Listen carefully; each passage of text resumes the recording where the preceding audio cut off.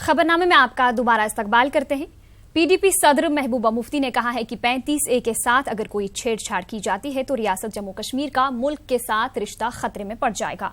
इन बातों का इजहार महबूबा मुफ्ती ने पुलवामा में मीडिया के साथ बात करते हुए किया। इससे कबल महबूबा मुफ्ती की सरबराही में पीडीपी कारकुनों ने पुलवामा में एहतजाज किया। क्रॉस LOC ट्रेड की मौतली, जमात इस्लामी पर पाबंदी और रियासत की मौजूदा सूरत हाल को लेकर ये एहतजाज किया गया। पीडीपी कारकुनों ने टाउन हॉल से DC ऑफिस पुलवामा तक एहतजाजी रैली निकाली।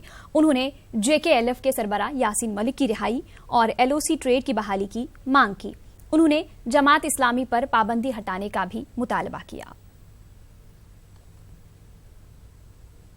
कश्मीर के हालात है, जिस तरह पकड़ दकड़ का माहौल है, जिस तरह जमात इस्लामी को पहले बैन किया, फिर JKLF को बैन करके यासीन मलिक को गिरफ्तार किया, उसकी हालत बहुत खराब है।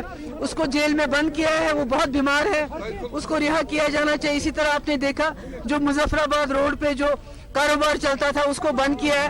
नौजवानों को पकड़ दकड़ का माहौल है, जहां पर एनकाउंटर होता है वहां जो मिलिटेंट बॉडीज है उनको म्यूटिलेट किया जाता है, रातों को छापे डाले जाते हैं और नौजवानों को पकड़ा जाता है।